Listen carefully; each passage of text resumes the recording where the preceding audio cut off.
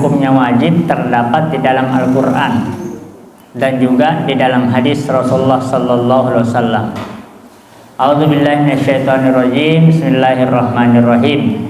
Khudh min amwalihim shadaqatan tutahhiruhum wa tuzakkihim biha. Ambillah dari orang-orang yang kaya atau orang-orang yang punya uang sebagai sedekah, sebagai zakat untuk mensucikan mereka, mensucikan diri mereka, mensucikan harta mereka. Ini adalah merupakan dalil berkaitan dengan mengeluarkan zakat. Kemudian dalil dari hadis Rasulullah sallallahu alaihi wasallam, farada Rasulullah sallallahu alaihi wasallam zakat al-fitri tuhratan lis-shaim minal lagwi war-rafathi. Bahwa Rasulullah SAW memfardukan, mewajibkan yang disebut dengan zakat fitrah, dan itulah yang mensucikan dia karena gara-gara dia biasa berbahasa kotor, bisa jadi adalah dia melakukan kekejian atau permainan-permainan dilarang. Kemudian wa ta'matun lil masakin, dan itu juga adalah sebagai makanan buat orang-orang miskin. Wa man addaha qabla sholati fahiya zakatun maqbulah. Siapa yang menunaikan itu sebelum melaksanakan sholat Idul Fitri, maka dia disebut sebagai zakat yang diterima. Wa man addaha ba'da sholati fahiya shadaqatun minas shadaqat. Maka barang siapa yang menunaikan setelah sholat, maka dia bukan termasuk sebagai zakat fitrah, tetapi dia adalah termasuk sedekah biasa. Dua dalil inilah hadirin sekalian yang menunjukkan tentang wajibnya keharusan untuk menunaikan membayar zakat fitrah. Yang kedua hadirin sekalian, berapa jumlah yang harus dikeluarkan zakat fitrah yang sebentar lagi insya Allah kita keluarkan. Yang akan dikeluarkan hadirin sekalian, ada dua pendapat para ulama yang paling menonjol. Yang pertama adalah pendapat daripada mazhab Syafi'iyah, yang kedua adalah pendapat daripada mazhab Hanafiyah. Pendapat daripada mazhab Syafi'iyah bahwa mengeluarkan zakat itu harus dengan makanan pokok, walaupun sebagian ada mengatakan boleh bukan makanan pokok. Artinya hadirin sekalian, kalau berzakat itu dengan beras, bukan dengan uang. Nah, itu menurut daripada mazhab Syafi'iyah yang paling kuat, yaitu adalah zakat fitrah dikeluarkan dengan beras kalau di Indonesia. Kalau di daerah Arab bisa jadi bukan beras, tetapi bisa jadi itu apakah gandum atau kurma. Kalau di Irian Jaya, karena makanan pokoknya itu adalah sagu, bisa jadi dengan sagu. Artinya di sekalian, yang pertama ini adalah dengan bahan makan pokok sehari-hari orang yang harus mengeluarkan zakat fitrah. Kalian sekalian, kalau menurut mazhab Hanafiyah boleh dengan uang, boleh dengan uang, nggak harus dengan beras. Nah, dalam hal ini hadirin sekalian, kita perlu membahas secara singkat. Kalau dengan beras berapa, kalau dengan uang berapa? Nah hadirin sekalian, kalau dengan menggunakan beras, ukurannya itu adalah 1 sok. 1 sok itu, karena ini berkaitan dengan dasarnya hadisnya 1 sok, itu sama dengan sekitar 4 mud. 4 mud hadirin sekalian, itu sama dengan 2,5 kg. Berarti 2,5 kg. 2,5 kg. Kalau di liter, berarti 3,5 liter. Itu per orang. Kalau misalnya anggota keluarganya itu 5, berarti dikali 5. 3,5 liter kali 5. Kalau hitungan kilo, 2,5 kg dikali 5 orang anggota keluarganya. Kalau misalnya suaminya, istrinya, anaknya 3, berarti berlima. Kalau dia tanggung pembantunya, tinggal ditambah. Kalau dia punya pembantu, berarti jadi 6. Ternyata ada juga bapak ibunya tinggal di rumahnya yang bisa jadi sudah tidak mampu mencari uang. Maka dia juga menanggung bapak ibunya. Berarti sudah 7, sudah 8. Kalau dua-duanya ada, dia berlima, kemudian ada pembantunya 1, berarti sudah 6. Kemudian orang tuanya 2 di situ, berarti 7, 8, semuanya 8. Tinggal kalau menggunakan beras, 2,5 kg dikali 8 orang, karena orang yang kita tanggung.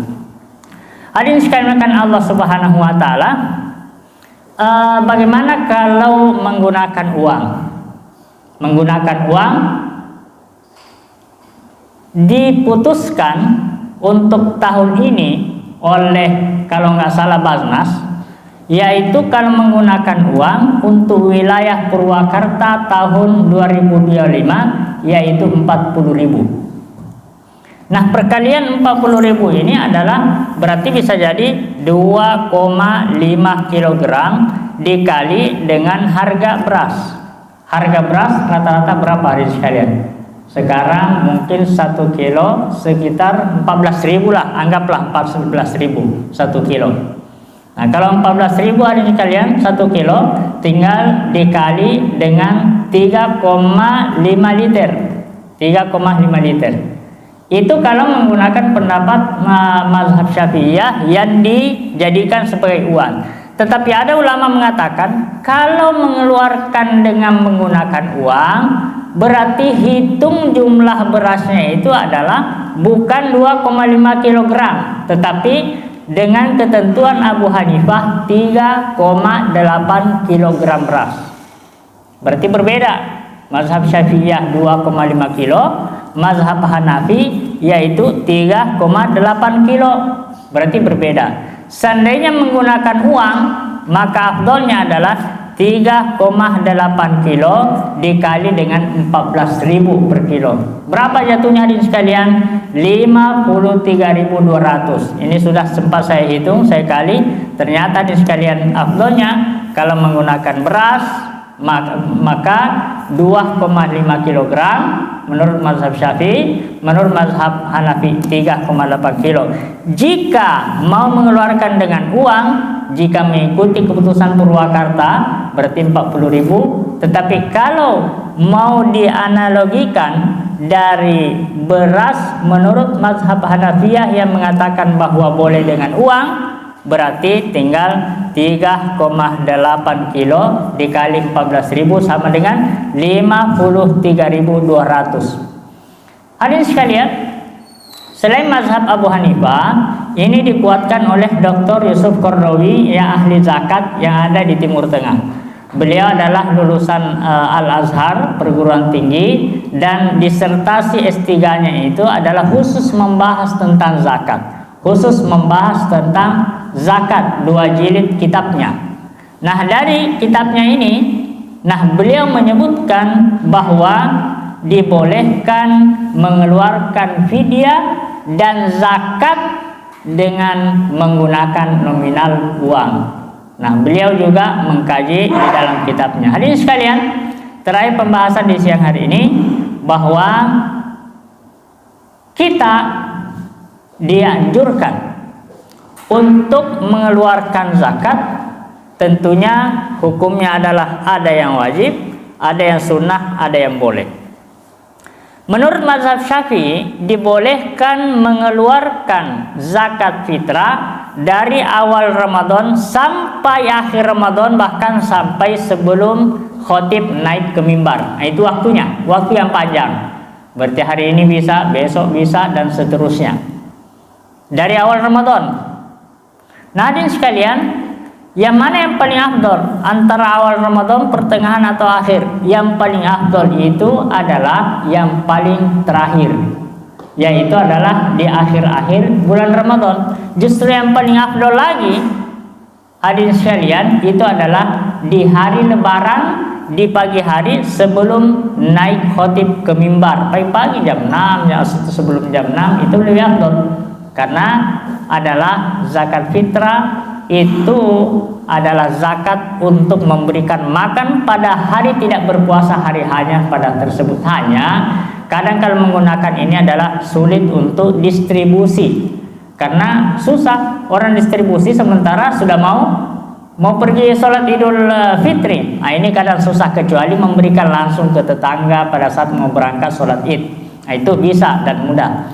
Kalau mau amannya adalah sehari atau 2 hari sebelum Lebaran, itu aman, dan itu juga merupakan afdal sebagaimana di dalam hadis Rasulullah SAW fima ma'anal hadis, bahwa ikhrajuz zakat qabla yaumaini atau qabla biyaumin atau biyaumain, bahwa mengeluarkan zakat itu bisa 1 hari atau 2 hari sebelum Lebaran, berarti H-1 atau H-2.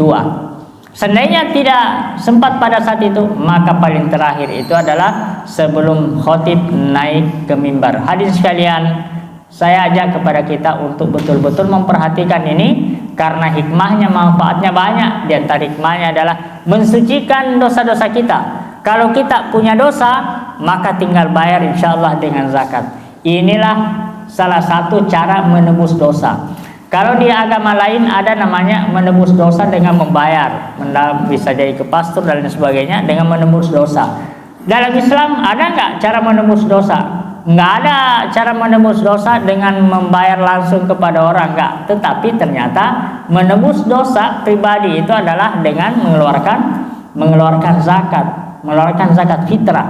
Insya Allah orang yang mengeluarkan zakat fitrah, maka insya Allah dia akan menjadi suci dari dosa-dosa, dan mudah-mudahan juga hartanya insya Allah dengan membayar zakat, insya Allah hartanya juga akan menjadi suci, zakat malnya dan seterusnya. Saya kira demikian sekalian, mudah-mudahan bermanfaat bagi kita. Marilah kita membayarkan zakat kepada kita, anggota keluarga kita, dan juga yang lain-lain sebagainya. Dan tidak boleh memberikan zakat langsung kepada orang yang kita tanggung. Serumah misalnya ada orang tua atau ada tetangga, ternyata tetangga itu adalah kita bertetangga dengan anak, bertetangga dengan orang tua. Kata ulama, jangan memberikan langsung zakat pribadi kita kepada orang tua ataupun juga kepada anak yang bisa kita tanggung. Tapi saudara boleh, tetangga boleh. Bagaimana caranya? Kalau misalnya orang tua mau diberikan zakat, bukan kita yang memberikan, tetapi uang kita, zakat kita itu di-store ke Amil. Nanti namanya orang tua kita bisa daftarkan ke Amil kalau orang tua kita tidak mampu. Tapi kalau mampu, tidak berhak mendapatkan harta zakat. Wallahu a'lam bishawab. Wassalamualaikum warahmatullahi wabarakatuh.